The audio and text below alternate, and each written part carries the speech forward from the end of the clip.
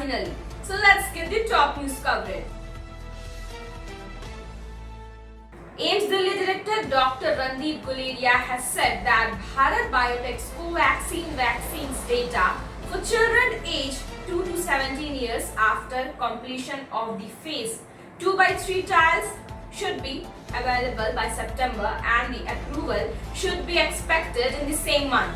He added that if Pfizer vaccines also comes to India, then that could also be an option for children. Hyderabad-based Bharat Biotech will attend the pre-submission meeting for emergency use listing of Covaxin by the World Health Organization on Wednesday. The WHO had accepted Bharat Biotech's expression of interest for Covaxin on June 18. As per WHO guidelines, EUL is a procedure to streamline the process by which new or unlicensed products can be used during public health emergencies. Prime Minister Narendra Modi wrote on LinkedIn that 23 states were able to raise an extra 31.06 lakh crore in 2020 to 2021. This significant increases the availability of resources was made possible by an approach of center-state bhagidari, he added. Titled Reforms by Conviction and Incentives, PM's post added that an extra 2% of the GDP of states was allowed.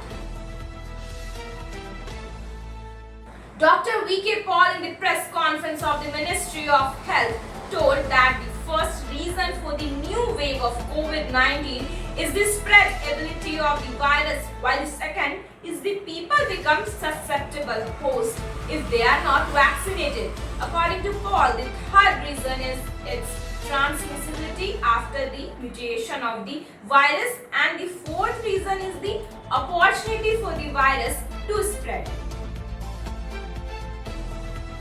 The Union Health Ministry on Tuesday said that the new Delta Plus variant of the coronavirus is now a variable of concern in India. The group of INSACOG of the Center on COVID-19 Variants said that the Delta Plus variant has three characteristics: increased transduction efficiency, stronger grip on lung cells, and ability to reduce monoclonal antibody response.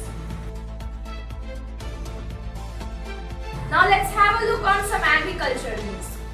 Under the Jal Jeevan Haryali Abhiyan, the Agriculture Department has planned to construct a pond to deal with the problem of irrigation. Under this, along with the pond, trenches will be constructed for irrigation.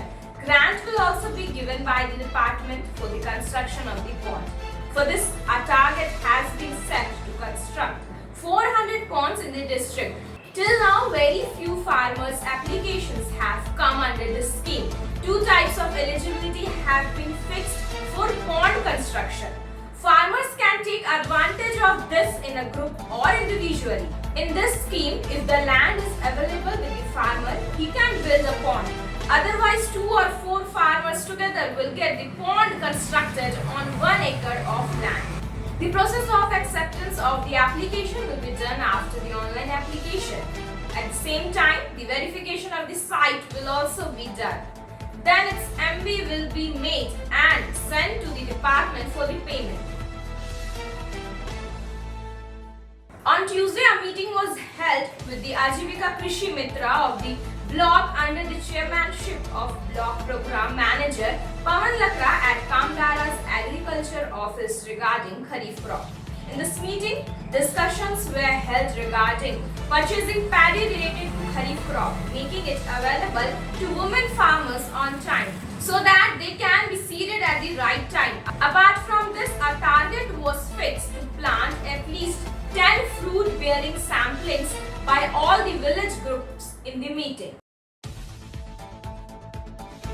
Under the aegis of Bharatiya Kisan Union Tomar in Mawana, Meerut on Tuesday, farmers staged a sit-in in Tehsil for various demands, including withdrawal of all 3 agricultural laws. During this, a demand letter was also handed over to the SDM office. The workers of the said union and farmers under the leadership of Tehsil President Anil Tomar gathered near the Tehsil SDM office at around 11:30 am.